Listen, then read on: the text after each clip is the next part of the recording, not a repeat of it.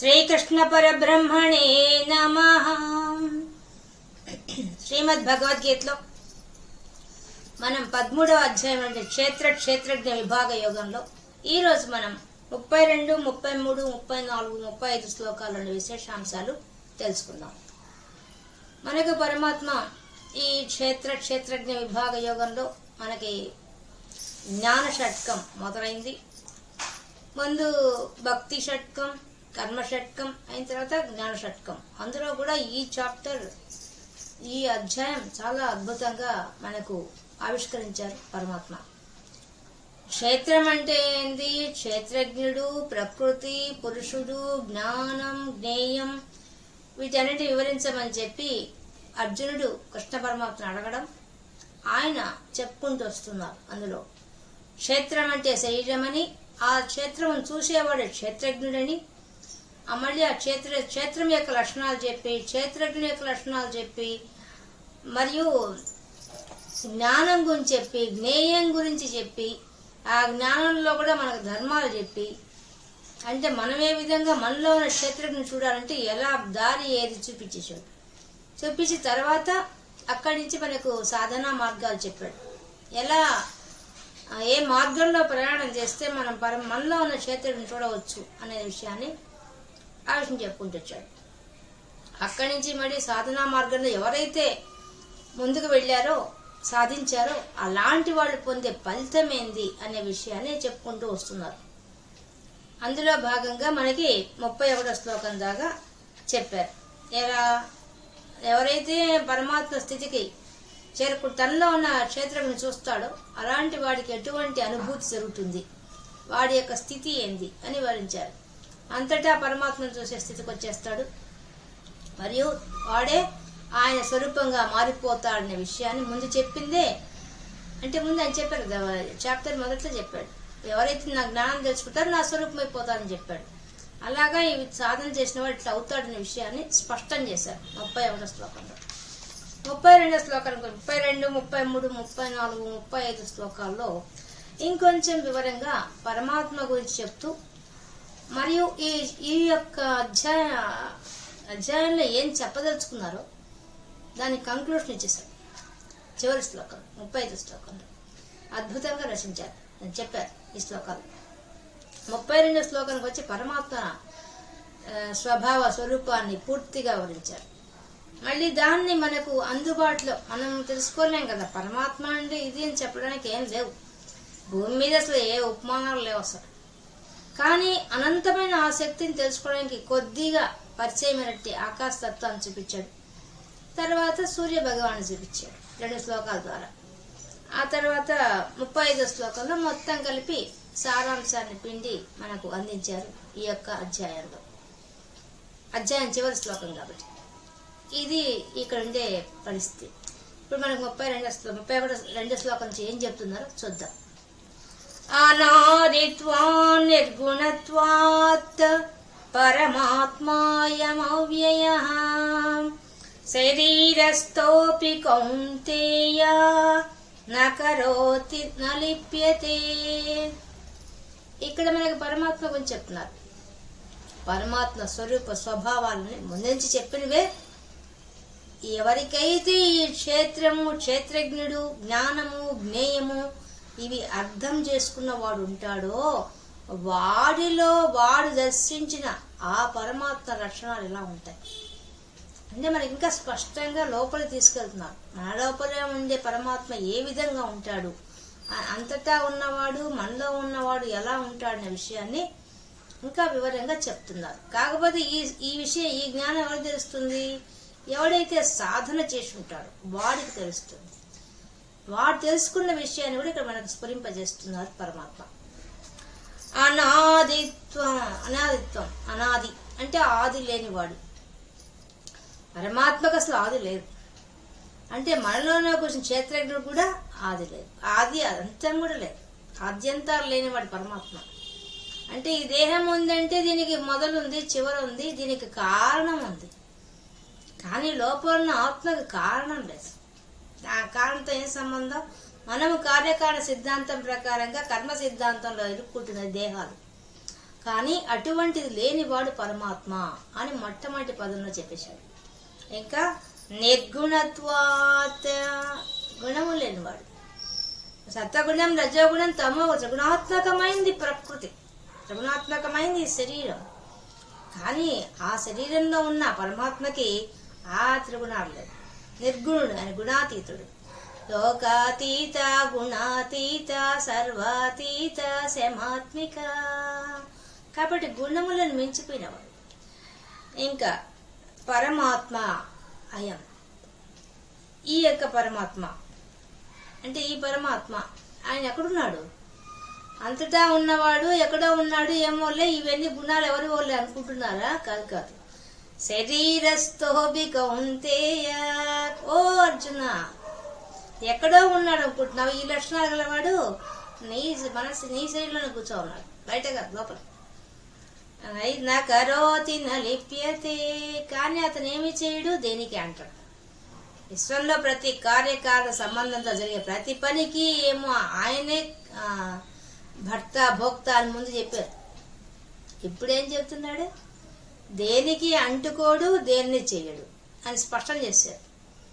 అంటే అర్థమైంది, లోపల ఉన్న పరమాత్మ ఆయనకి ఏ క్రియలు లేవు, ఏ కర్మలు లేవు, ఏమీ లేవు. శరీరానికి ఉండే లక్షణాలు ఏవి లేవు. మరియు అవ్యయ, శరీరం అయితే నశించిపోతుంది, తరిగిపోతుంది. పుట్టడం పెరగడం అవన్నీ జరుగుతాయి, కానీ ఆత్మకు అవేం లేవు. కాబట్టి అవ్యయ అని కూడా చెప్పేశాడు. పరమాత్మ లక్షణం మొత్తం చెప్పేశాడు. అనాది అయినవాడు, కారణం లేనివాడు, నిర్గుణం లేనివాడు, ఏ గుణాలు లేనివాడు. మళ్ళీ పరమాత్మ అన్నిటికీ అతీతమైన వాడు, శ్రేష్టమైన వాడు, అలాంటి వాడని చెప్పేశాడు.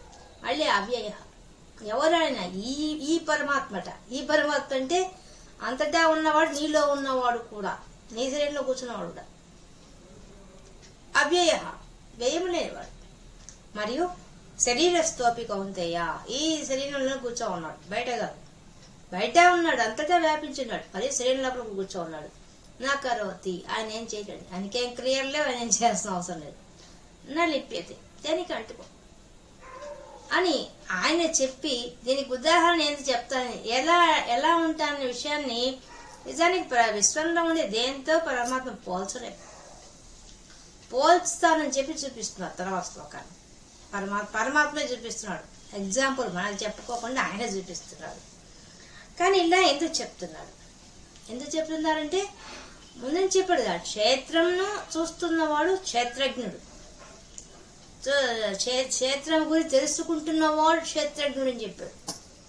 మరి క్షేత్రం గురించి తెలుసుకునేవాడి యొక్క గొప్పతనం ఏంటంటే ఇంత గొప్పది అది చెప్పడానికి చెప్పారు.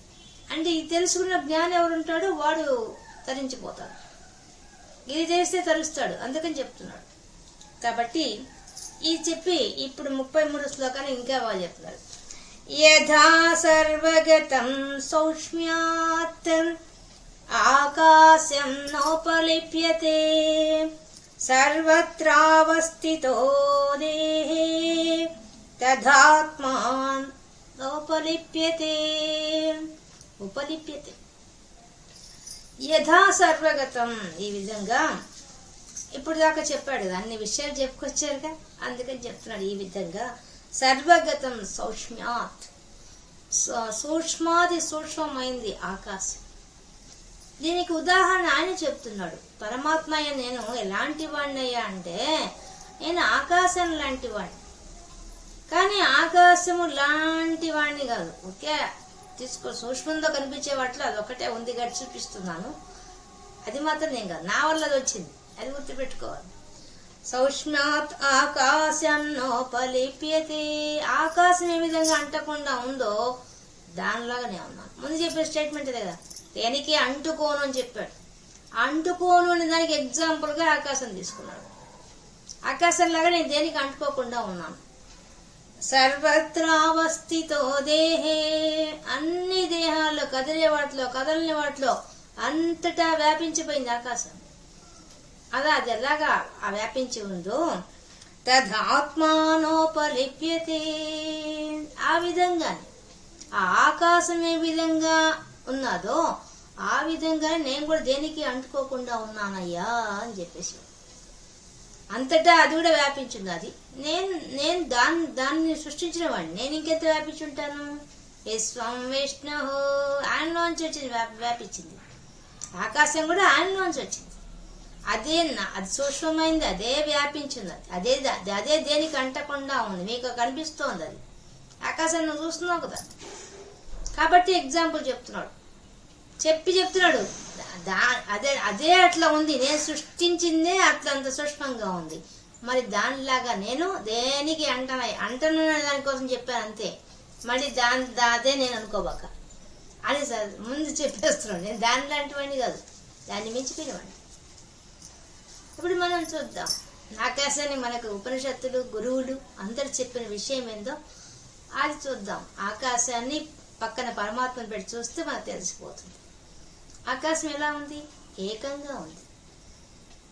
ఇప్పుడు మనం ఇక్కడ ఈ రోడ్లో నిలబడి ఆకాశం చూస్తే ఉంది, పక్క రోడ్డు పోయి చూస్తే ఆకాశం ఉంది, పక్క ఊరికి పోయి చూస్తే ఆకాశం ఉంది, పక్క దేశానికి పోతే ఆకాశం ఉంది, ఖండాంతరాలకు పోయినా కూడా ఆకాశం ఏకంగా ఉంది.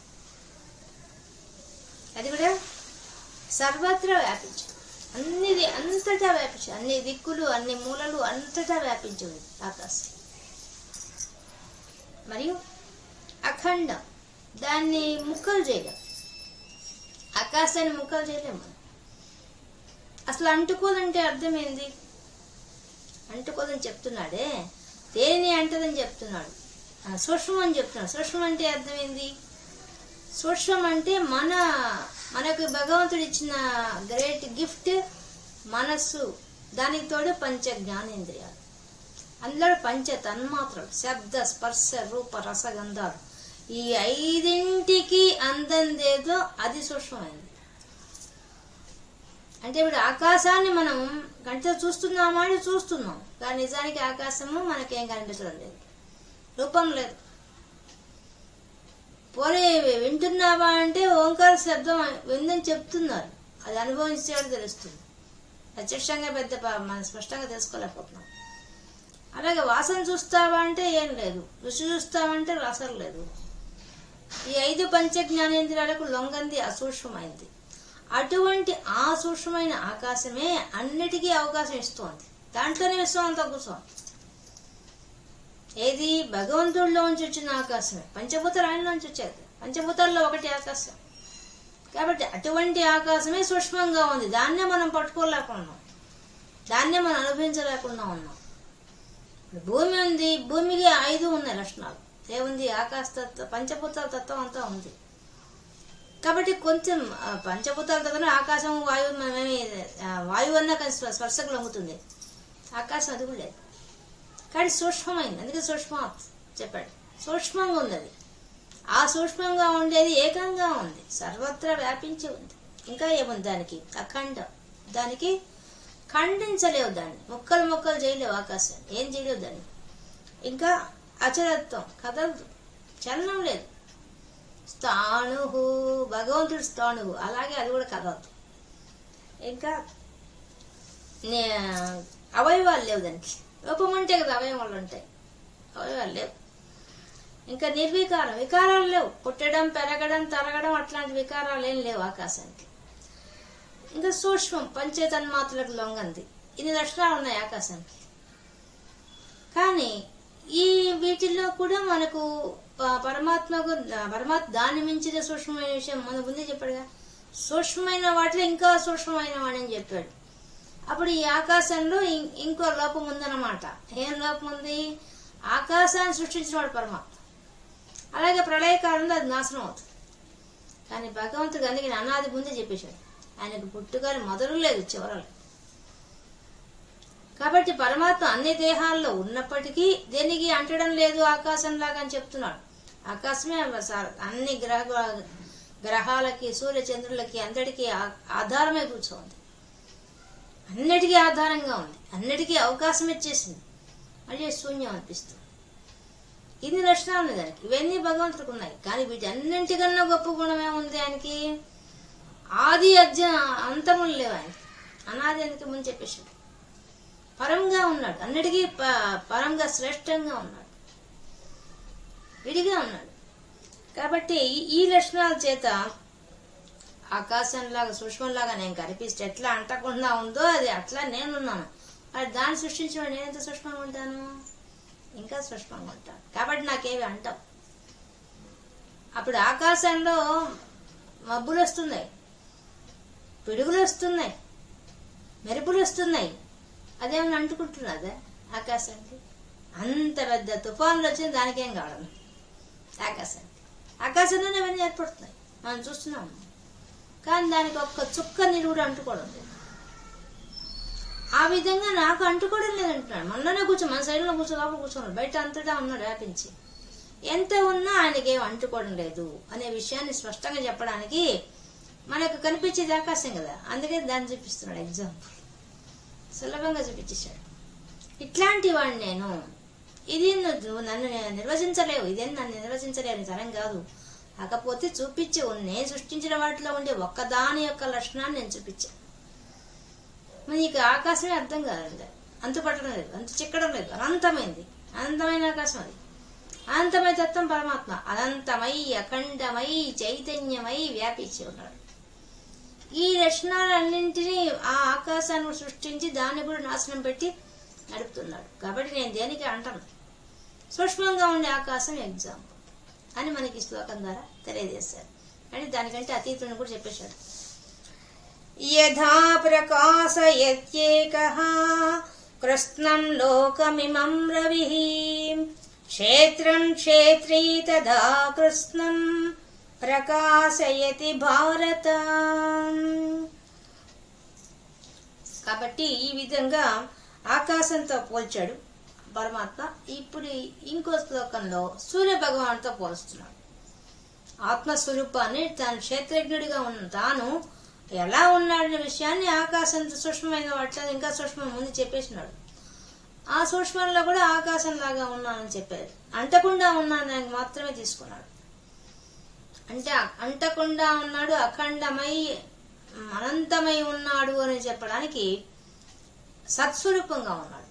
అది సత్, శాశ్వతమైన వాడు. ఆ సత్స్వరూపం అని చెప్పడానికి ఆకాశాన్ని తీసుకున్నాడు. సత్తా, ఉనికి అని చెప్పడానికి ఆయన అలాగా తీసుకున్నాడు ఆ ఎగ్జాంపుల్.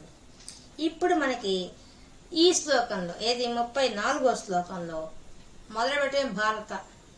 ముందు శ్లోకంలో 32 కౌంతేయ అన్నాడు, కుంతి కుమారుడు అన్నాడు. కుంతి కుమారుడు ఎందుకన్నాడు? ఆమెలాగా ఆ కుంతిలాగా భగవంతుని ఆశ్రయిస్తే తొందరగా జ్ఞానం వస్తుంది, అందుకని అలా పిలిచాడు. ఇప్పుడు భారత అన్నాడు. ఈ భారత అనే పదము, కౌంతేయ అనే పదం చాలా శ్లోకాల్లో వస్తూనే ఉంటుంది. అక్కడ వచ్చిన దాని దగ్గరంతా చాలా గొప్ప అర్థం చెప్తున్నాడు. భారత, భా అంటే ప్రకాశం. దేంతో ప్రకాశం? జ్ఞానంతో ప్రకాశం. రా అంటే రమించడం, జ్ఞానంతో రమించడం. తా అంటే తరించడం, జ్ఞానంతో తరిస్తాం. ఈ భారతదేశంలో పుట్టిన వాళ్ళంతా ఈ ఆత్మజ్ఞానాన్ని పొందితే వాళ్ళ జ్ఞానం వస్తుంది, జ్ఞానం ద్వారా ఆనందం వస్తుంది, ఆనందం ద్వారా మోక్షం వస్తుంది. ఇది చెప్పడం, అందుకనే భారత పదం ఈ శ్లోకం ఈ యొక్క అధ్యాయం చెప్తున్నాడు. బాగా అలా పిలుస్తున్నాడు. ఇంకా చెప్తున్నాడు, యథా ప్రకాశయత్యేకః కృష్ణం లోకమిమం రవిః. అయ్యా, ఏ విధంగా అయితే ప్రకాశిస్తూ ఒక్కడే ప్రకాశిస్తున్నాడు. ఎవరైనా లోకమిమం, ఈ లోకంలో సమస్త లోకాల్లో సూర్యుడు ఒక్కడే ప్రకాశిస్తున్నాడు. అలా ప్రకాశిస్తున్న ఆయన ఏ విధంగా ఆయన కాంతి ఇస్తున్నాడు? అంతటికి ఒక్క సూర్యుడే అందరికి కాంతి ఇస్తున్నాడు. ఆయన స్థిరంగా శాశ్వతంగా ఉన్నాడు, కదలడం లేదు. కానీ కదిలినట్టుగా మనకు కనిపిస్తుంది. పగలు రాత్రి మధ్యాహ్నం అట్లా కాలం మార్పులో ఆయన తిరుగుతున్నట్టు అనిపిస్తుంది మనకి. సూర్యోదయం అయింది, సూర్యాస్తం అయింది అని మనం అనుకుంటున్నాం. కానీ భూమి తిరగడం బట్టి ఆయనకి సూర్యాస్తమాలు వస్తున్నాయి. ఆయనకి రావడం లేదు, మనకు వస్తున్నారు.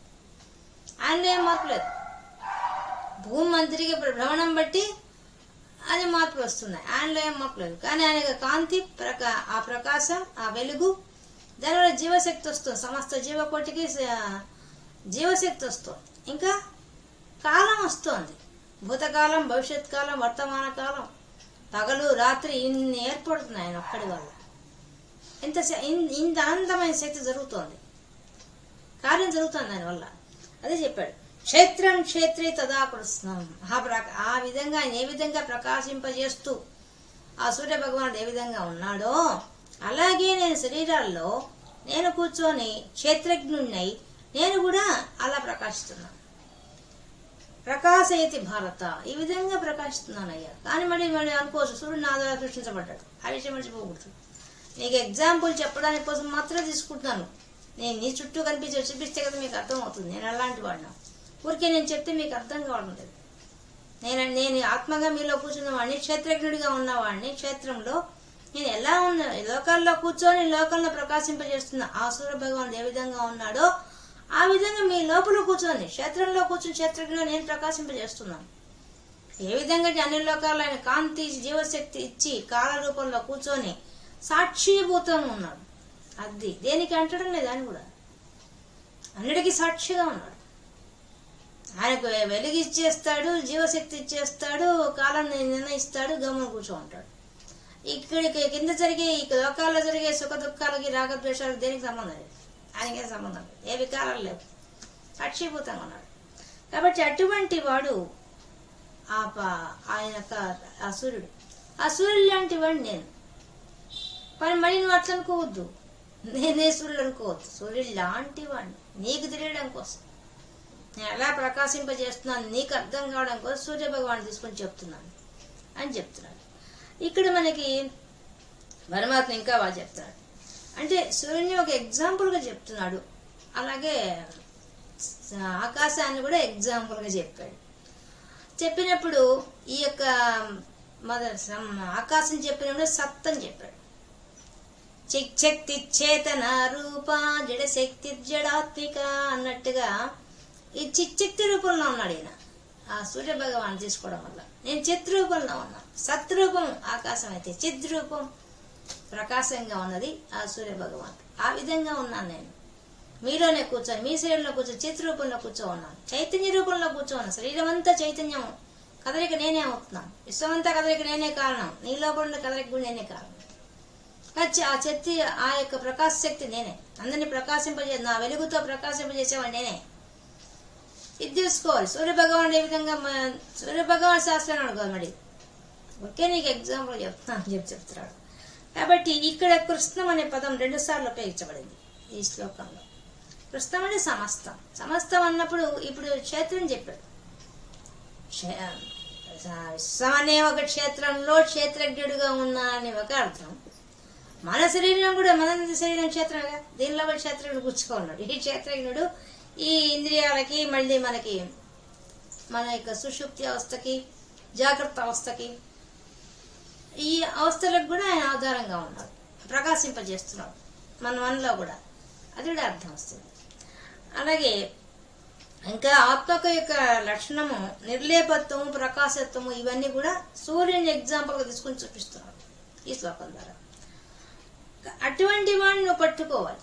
సూర్య భగవాన్ లాగా నీలో వెలుగుతున్న వాడిని, ఆకాశంలాగా అంతటా వ్యాపించి అఖండంగా ఉన్న నా చైతన్య స్వరూపాన్ని నువ్వు పట్టుకోవాలి. సూర్యుని ఏ విధంగా చూస్తున్నావో అంత ఇదిగా నీవు నన్ను పట్టుకుంటే, నేను చెప్పిన ఉపాసనా మార్గాల ద్వారా పోతే నీలో కూడా నన్ను ఆకాశతత్వంగా చూడగలుగుతావు. ఆకాశం కన్నా సూక్ష్మంగా ఉన్న నన్ను చూడగలుగుతావు. నీలోనే సూర్యప్రకాశం కన్నా ఇంకా ఉజ్జద్భాను సహస్రాభా కోటి సూర్యుల కాంతిలో వెలిగిపోతున్న ఆ కాంతిని నువ్వు నీలో చూడగలవు, బయట కూడా చూడగలవు అనే సందేశాన్ని ఈ శ్లోకం ధరిస్తున్నాడు. అటువంటిది ఈ జ్ఞానం. ఈ ఆత్మ జ్ఞానం ఏం చేస్తుంది? నేను చెప్పిన ఉపాసనా మార్గాల ద్వారా బయలుదేరితే ఉపాసనా మార్గాలు ఏం చెప్పాడు? ధ్యానం చెప్పాడు, సాంఖ్యం చెప్పాడు, కర్మయోగం చెప్పాడు, శ్రవణం చెప్పాడు. వాటి ద్వారా నువ్వు ప్రయాణం చేస్తే నీకు వచ్చే ఫలితం ఇది. నన్ను తెలుసుకోవచ్చు ఈ విధంగా అని ఈ శ్లోకం ద్వారా మనకి స్పష్టం చేశారు. ఇంకా 35 చివరి శ్లోకం ఇది. క్షేత్ర క్షేత్రజ్ఞయోరేవం అంతరం జ్ఞాన చక్షుషా భూత ప్రకృతి మోక్షం చ ఏ విదుర్యాంతి తే పరం. ఇంకా చక్కగా చెప్తున్నాడు. క్షేత్ర క్షేత్రజ్ఞ, శరీరంలో కూర్చున్న క్షేత్రజ్ఞుడు ఆయన. అంతరం ఈ రెండింటి యొక్క అంతరం అంటే ఏంది? భేదం. అంటే ఇప్పుడు ఈ యొక్క అధ్యాయం మొత్తం ఏం చెప్పాడు? క్షేత్రం యొక్క లక్షణాలు చెప్పాడు, క్షేత్రజ్ఞుడి యొక్క లక్షణాలు చెప్పాడు, స్వరూప స్వభావాలు చెప్పాడు, మళ్ళీ వాటి వల్ల జ్ఞానం అంటే ఏం చెప్పాడు, నువ్వు తెలుసుకోవాల్సింది జ్ఞేయం ఏదో చెప్పాడు, ఆ జ్ఞానానికి కావాల్సిన ధర్మాలు చెప్పాడు. చెప్పి దాని ద్వారా నువ్వు కలుసుకో, నీలో ఉన్న క్షేత్రజ్ఞుని చూడాలి అనే విషయం చెప్పుకుంటూ వచ్చాడు. అదే చేశాడు ఆయన. అదే ఇప్పుడు చెప్తున్నాడు. ఏవం ఈ విధంగా ఏ విధంగా ఇప్పటిదాకా నేను చెప్పానే, ఈ అధ్యాయంలో ఇన్ని రకాలుగా నీకు చెప్పా కదా. క్షేత్రజ్ఞ విభాగ యోగం అని పేరు పెట్టి విభాగం చేశాడు, సపరేట్ చేసి చూపించాడు. అన్నీ కలిసిపోయిన దాన్ని విడివిడి చేసి చూపించాడు. క్షేత్రము క్షేత్రజ్ఞుడు కలిసిపోయి ఉన్నారు. కలిసిపోయిన దాన్ని విడివిడిగా చూపించాడు. ఎందుకు చూపించాడు? ఇది ఆత్మజ్ఞానం అంటే. విడిగా చూచి మనలో ఉన్న క్షేత్రజ్ఞుని మనం తెలుసుకుంటే మన జన్మలు ఆగిపోతాయి. అంతే. భగవంతుడు ఆడే ఆట ఆగిపోతుంది. ఆయన ఆడే దాగుడు మూతల ఆటలో మనం ఆ తండ్రిని కనుక్కుంటే, తండ్రి బిడ్డ ఆడుతున్న దాగుడు మూత ఆటలో ఆ దాంకున్న ఆయన మనం పట్టుకుంటే, తెలుసుకుంటే దానికి మనకి ఆట ఆగిపోతుంది. ఇంకా ఆట ఉండదు. కానీ ఆ తెలుసుకోవాలంటే నీకు జ్ఞానం కావాలి. ఆయన ఎక్కడున్నాడో కనుక్కోవడానికి జ్ఞానం కావాలి. అప్పుడు నువ్వెవరో, నీలో ఉన్న ఆయన ఎవరో, వాళ్ళ లక్షణాలు తెలుసుకుంటే కనుక్కోలేవు. ఈ విషయం చెప్పడం ఈ యొక్క సారాంశం ఈ యొక్క అధ్యాయానికి. కాబట్టి ఇది చెప్తున్నాడు, వివరంగా చెప్తున్నాడు. ఏవం ఈ ప్రకారంగా అంటే క్షేత్రము క్షేత్రజ్ఞ నుంచి ఇక్కడ మాకు దృశ్యం అనే విషయాన్ని వివేచన చేయించాడు. ఈ యొక్క అధ్యాయం ద్వారా దృశ్యం చూడబడేది, ఈ రెండింటినీ కూడా విడదీసి మనకు బాగా క్షుణ్ణంగా చెప్పాడు ఈ యొక్క అధ్యాయంలో. అంటే మనకు జ్ఞానాన్ని విచారణ చేయించేశాడు మొత్తం. ఎంత శ్రద్ధగా ఈయన చెప్పిన ప్రతి విషయాన్ని బాగా గమనిస్తే మనం తొందరగా ఈ అధ్యాత్మ విద్య ద్వారా మోక్షం పొందవచ్చు, సులభంగా జీవన్ముక్తులం కావచ్చు, మోక్షంగా జీవన్ముక్తులం కావచ్చు. అదే విషయమే ఈ శ్లోకం చెప్తున్నాడు. ఇంకా ఏం చెప్పాడు? అంతరం భేదం. క్షేత్రము క్షేత్రజ్ఞుడు అనే దాని గురించి భేదం నేను చెప్పాను దీంట్లో. అంటే ఏంది అర్థము? ఈ దేహంతో మనం తాదాత్మ్యం చెంది ఈ దేహమే నేను అనుకుంటున్నాం. క్షేత్రజ్ఞుడు ఈ క్షేత్రంతో కలిసి ఈ దేహము నేను అందంగా ఉన్నాను, నేను నవ్వుతున్నాను, నేను మాట్లాడుతున్నాను, నేను తింటున్నాను, నేను తాగుతున్నాను, నాకు రోగం వచ్చింది, నేను బాధపడుతున్నాను, నేను సుఖపడుతున్నాను, నాకు ప్రేమ, నాకు ఉంది, ఇష్టం లేకుండా రాగద్వేషాలు ఉన్నాయి, నేను చెప్తున్నాను. ఇలా ఇది కలిసిపోయింది. అది అలా కలిసిపోయింది అంతరం. కానీ భేదం ఉంది. లోపల కూర్చొని క్షేత్రజ్ఞుడు చాలా గొప్పవాడు. క్షేత్రంకి నశించే స్వభావం ఉంది, నశించని స్వభావం క్షేత్రజ్ఞుడికి ఉంది. ఈ అంతరాన్ని తెలిపాడు ఈ యొక్క అధ్యాయం మొత్తం చూపించాడు. కాబట్టి ఈ విషయంగా తెలుసుకున్నవాడు ఎవరో, నేను దేహము కాదు అనే ఒక తెలుస్తుంది. మరి అది ఎలా తెలుస్తుంది? అది ఆయన జగద్గురువు ఆయన చెప్తున్నాడు ఇక్కడ. కానీ ఈ జగద్గురువు ఆయన చెప్పేటప్పుడు మీద మనం మర్చిపోకూడదు. ఆయన ముందు చెప్పాడు అధ్యయనం, నువ్వు అధ్యయనం చేయాలని చెప్పేశాడు. ఎలా అధ్యయనం చేయాలో కూడా ఇప్పుడు చెప్పి మన చేత అధ్యయనం చేయిస్తున్నాడు. ఏంది అధ్యయనం? మనల్ని మనం చూసుకోవడం. ఇప్పుడు 20 ధర్మాలు చెప్పేశాడు. ఆ ధర్మాలు మనకేమున్నాయి లేవని రోజు చెక్ చేసుకుంటే మనం తొందరగా మనలో ఉన్న క్షేత్రం చూడగలుగుతాం. చూసే మార్గం కీ పెట్టేశాడు అక్కడ. ఒక జగద్గురువుగా మనకు దారి చూపించేశాడు. మనకు చెప్పినట్టుగా శాస్త్రం, గురువు, అధ్యయనం ఈ 3 ఉంటేనే మనకు జ్ఞానం వస్తుంది. జగద్గురువు ఏం చెప్తున్నాడు? మళ్ళీ శాస్త్రంలో ఉండే విషయం చెప్పాడు. ముందు చెప్పాడుగా, శాస్త్రం చెప్పబడింది ముందు చెప్పాడు. కాబట్టి శాస్త్రం చెప్పాడు. దాన్ని మనం ఇంకా అధ్యయనం చేయాలి, అంటే విచారణ చేయాలి. మనలో మనం తొంగి చూసుకుంటూ మనల్ని మనకు పరిశీలించుకోవాలి. ఎలా? అది కూడా చెప్పేశాడు. నీ మనస్సు, నీ ఇంద్రియాలు చేసే ఆట కట్టిస్తే అప్పుడు నిన్ను పరిశీలన చేసుకుంటూ పోతే తద్వారా అంటే నీ ఆధీనంలోకి నీ మనసు, నీ బుద్ధి వచ్చేయాలి. నీ ఇంద్రియాలు వచ్చేస్తే అప్పుడు నా దగ్గరకు వచ్చేస్తా అని చెప్పేశారు. అంటే అధ్యయన పద్ధతి కూడా చెప్పేశాడు. అది అంతరం అనే నాకు అర్థం. ఇంకా భూత ప్రకృతి మోక్షంచ అని పదం చెప్పాడు ఈ శ్లోకంలో. అంటే ఏంది? మా ప్రకృతిలో ఏముంది? ఇంద్రియాలు ఉన్నాయి, మనసు ఉంది, బుద్ధి ఉంది, దానికి వికారాలు ఉన్నాయి. పుట్టడం, చావడం, పెరగడం, మన రాగం, ద్వేషం, సుఖం, దుఃఖం అన్నీ ఉన్నాయి దానికి. కానీ దానిలో కూర్చున్న పరమాత్మకు లేవు, అవన్నీ ఆ వికారాలు లేవు. అటువంటిది అంటే మోక్షం అంటే విడుదల. మనకు కర్మ సిద్ధాంతం ప్రకారంగా ప్రకృతితో కలిసి క్షేత్రంతో క్షేత్రం కలిసినప్పుడే కర్మలు దారితీస్తాయి, కర్మలు జన్మలకు దారితీస్తాయి. కాబట్టి ఆ కర్మలు ఇరుక్కోకుండా ఉండాలంటే మోక్షం అంటే విడుదలైపోతాం, బంధించబడకుండా ఉంటాం. కర్మ సిద్ధాంతం ఇరుక్కోకుండా ఉండాలంటే ఎలా ఉండాలో ఈ యొక్క జ్ఞానం ద్వారా తెలియజేశారు. అందుకనే ఇది జ్ఞాన షట్కం అని చెప్పారు. 25 సూత్రాలు చెప్పేశారు ఆ జ్ఞానం గురించి. కాబట్టి వాటిని మనం మెల్లమెల్లగా అలవాటు చేసుకుంటే ఒక్కొక్క పాయింట్ తీసుకొని ఆయన చెప్పినవన్నీ, ముఖ్యంగా చెప్పింది గురువుని ఆశ్రయించాలని చెప్పేశాడు, శాస్త్రం చెప్పేశాడు. ఇంత మనల్ని పొగుడుకోకూడదు మొత్తం చెప్పేశాడు. ఎంత బాగా మన జీవితంలో ఏమేమి దోషాలు మనం చేస్తామో అవన్నీ బాగా చెప్పేశారు. ఆ పాయింట్లన్నీ మనం గుర్తుపెట్టుకొని మనం పరిశీలన చేసుకుంటే మనం మోక్షం అంటే విడుదలైపోవచ్చు, బంధంలో ఇరుక్కోకుండా విడుదలైపోవచ్చు. ప్రకృతితో బంధంలో ఇరుక్కోకుండా, ప్రకృతితో మాయతో కూడిన ప్రకృతి, త్రిగుణాత్మకమైన ప్రకృతితో కలవకుండా పరమాత్మతో కలవడానికి అవకాశం ఉంటుంది. అది విడుదల, ఆ విడుదల అయిపోతుంది. అందుకు అది చెప్పాడు, ప్రకృతి మోక్షం చ భూత అని చెప్పాడు. కాబట్టి ఇది దీనికి ఉపయోగపడేది విచారణ.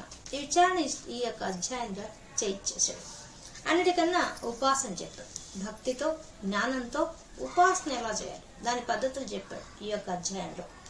తద్వారా ఈ క్షేత్రము క్షేత్రజ్ఞుల యొక్క భేదం తెలుసుకొని జ్ఞానం పొంది, జ్ఞానం ద్వారా అది కూడా మనకు అర్థం కావడానికి కోసంగా ఆయన సాధనా మార్గాలు చెప్పి, సాధనా మార్గాల ద్వారా మళ్ళీ ఫలితం పొందిన వాడు మనకు అంటారు కదా, ఏంది నాకేంటి లాభం అంటావని, పొందినవాడు పొందే సుఖం ఏందో ఫలం ఏందో చివరి శ్లోకాల్లో బాగా చెప్పేశాడు.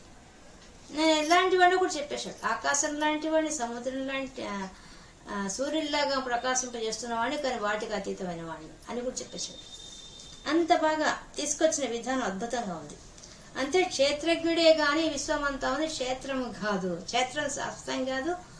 దాని క్షేత్రంలో అంత క్షేత్రంగా ఈ విశ్వం కనిపిస్తోంది, కానీ అన్ని క్షేత్రాల్లో కూర్చొని క్షేత్రజ్ఞుడు మాత్రం నేనే అంటే ఆ చిచ్చక్తి నేనే, ఆ చిదేక రసరూపిణి, ఆ రూపిణిగా ఉన్నది నేనే.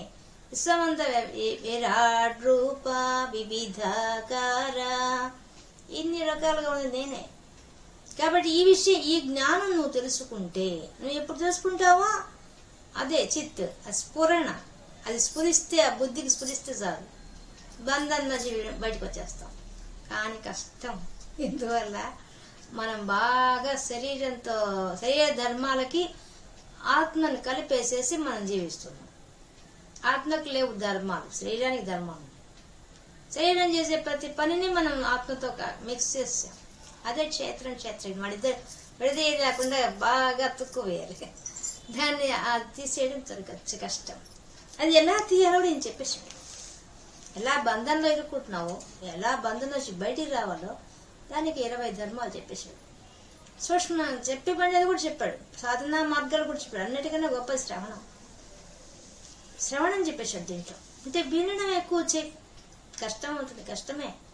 కానీ వినగా అతను చెప్పేశాడుగా, సాధనా మార్గాల్లో నువ్వు ప్రయత్నం చేస్తే నువ్వే నా స్వరూపం అయిపోతావు, పొందేస్తావు అని చెప్పేశాడు. భరోసా ఇచ్చేసాడు. ఈజీనే, నువ్వు రావడానికి దగ్గర దారి ఉన్నది, దూరం దారి కాదు. పైన ఎక్కడో లేదు, నీ దేహంలోనే కూర్చో, బయట కాదు. నేను ఎత్తగాల్సిన బయట కాదు కదా, నీ లోపలేగా. కాబట్టి ఈ ప్రయత్నం చెయ్యి అని మనకి పరిపూర్ణ విశ్వాసంతో పట్టుకోమని చెప్పాడు. అది అసలు విషయం. నీకు విశ్వాసం ఉండాలి, భగవంతుడు నాలోనే కూర్చో ఉన్నాడు అని చెప్పి ప్రయత్నం చేస్తే నేను నీకు అంతా అని చెప్పి కేవలం జ్ఞాన దృష్టికి మాత్రమే సాధ్యం. అది కూడా స్పష్టం చేశాడు. అందుకే ఇక్కడ అదే చెప్పేశాడు. జ్ఞాన చక్షుష, ముందు శ్లోకాలు చెప్పాడుగా, జ్ఞాన చక్షుష ఉంటే తప్ప ఇక్కడే చెప్పేశాడు. జ్ఞాన చక్షుష అంటే జ్ఞానంతో ఆలోచించి, నీ బుద్ధితో ఆలోచన చేసి, బుద్ధి ద్వారానే నీ యొక్క ఓపెన్ కావాలి, నీ కళ్ళు తెరుచుకోవాలి. అప్పుడు మాత్రమే నువ్వు జ్ఞానాన్ని పొందుతావు. క్షేత్రం అంటే ఏందో, క్షేత్రజ్ఞ అంటే ఏందో, జ్ఞానం అంటే ఏందో, జ్ఞేయం అంటే ఏందో అవన్నీ తెలుసుకొని తద్వారా నీకు వచ్చే ఫలితం ఏంటంటే విదుర్యాంతితే పరం, మోక్షం పొందేస్తావు. ప్రకృతి మోక్షం చ విదుర్యాంతితే పరం. ఈ విధంగా తెలుసుకో, తెలుసుకో. ఎవరైతే ఈ విధంగా ప్రయత్నం చేస్తారో, నేను చెప్పిన మార్గంలో ప్రయాణం చేశారో వాళ్ళు పరమాత్మ పదవిని యాంతి పొందుతారు. ఇది విషయం. కాబట్టి ఈ విధంగా ఈ యొక్క అధ్యాయం మొత్తాన్ని మనకి చాలా అద్భుతంగా వర్ణించారు. ఏ విధంగా మనం అంటే మొదటి శ్లోకంలో అర్జునుడు అడిగినట్టుగా 2వ శ్లోకం నుంచి 7వ శ్లోకం వరకు క్షేత్రం యొక్క స్వరూప స్వభావాలు క్షేత్రజ్ఞుడు చెప్పాడు. 8 నుంచి 12వ శ్లోకం దాకా జ్ఞానం గురించి చెప్పాడు. 13 నుంచి 19 దాకా జ్ఞేయ విషయాలు చెప్పాడు. 20 నుంచి 24 వరకు ప్రకృతి పురుషుడు అవి చెప్పారు. మళ్ళీ వచ్చేసి మనకి లాస్ట్కి వచ్చేసి 25 నుంచి 30 దాకా జ్ఞాన సాధన ఫలితం అని చెప్పేసాడు. సాధన మార్గాలు చెప్పి సాధన ఫలితం అని చెప్పేసాడు. ఈ విధంగా ఇన్ని రకాలుగా అన్ని శ్లోకాలు చాలా ఇంపార్టెంట్. ప్రతి శ్లోకంలోనే ప్రతి విషయము మనం బాగా ఆలోచన చేసి అందుకనే దృశ్యం జ్ఞానం జ్ఞేయం బాగా చెప్పబడింది. మనం పొందవలసింది ఏందో ఆ పొందే విషయాన్ని ఇక్కడ మనకి చెప్పేశారు. అందుకనే మనకు ముందు మనం చెప్పుకున్నట్టుగా తత్ త్వం అసి ఆ మార్గంలో పోతున్నాం. అదే నువ్వు అయి ఉన్నావు. అసి అనే విషయాన్ని నువ్వే తత్ అది, త్వం నీవు, అసి అయి ఉన్నావు అనే అంశాన్ని ఈ యొక్క చివరి 6 అధ్యాయాల్లో పూర్తిగా వివరిస్తారు పరమాత్మ. అందులో మనం ఇప్పుడు 13వ అధ్యాయం చూస్తాం. ఎంత పూర్తిగా చెప్పేశారు. ఇక్కడే చాలా వరకు చెప్పేసినట్టే. ఎంత బాగా ఎలా పోతుందో అంటే ఒక చిన్న పిల్లవాడిని చేపట్టుకొని తన దగ్గరికి తన ఇంటికి పిలుచుకుపోయినట్టుగా తీసుకెళ్తున్నారు. చిటికిన వేలు పట్టుకొని నడిపించినట్టుగా తీసుకెళ్తున్నారు. అంటే మనం ప్రకృతితో త్రిగుణాత్మకమైన మాయలో పడి మనం ఏ విధంగా అజ్ఞానంలో ఉన్నామో, అవిద్యలో ఉన్నామో, అవిద్యానామంతః తిమిరమిహిర ద్వీపనగరీ అని సౌందర్యలహరిలో అమ్మవారి గురించి చెప్పినట్టుగా ఆది శంకరాచార్యులు గారు అలాగా జగద్గురువై కృష్ణ పరమాత్మ మనకి ఈ అధ్యాయంతో అవిద్యను తొలగించడానికి ఉండే మార్గాన్ని క్షుణ్ణంగా ఇంతకుముందు చెప్పిన విషయాలే కానీ చెప్తున్న విధానము చాలా డీప్గా ఉంది. చాలా లోపలికి మన లోపలికి మనం ప్రయాణం చేసి రకంగా తీసుకెళ్తున్నారు. అది చాలా అద్భుతంగా ఉంది ఆ విషయం. ఇది మనము ఈ 13వ అధ్యాయంలో ఈరోజు మనం 32, 33, 34, 35 శ్లోకాల్లోని విశేషాంశాలు తెలుసుకున్నాం. ఇది శ్రీమద్భగవద్గీతాసు ఉపనిషత్సు బ్రహ్మ విద్యాయాం యోగశాస్త్రే శ్రీకృష్ణార్జున సంవాదే క్షేత్రజ్ఞ విభాగయోగో నామ 13ోऽధ్యాయః. ఓం తత్సత్. కృష్ణార్పణ.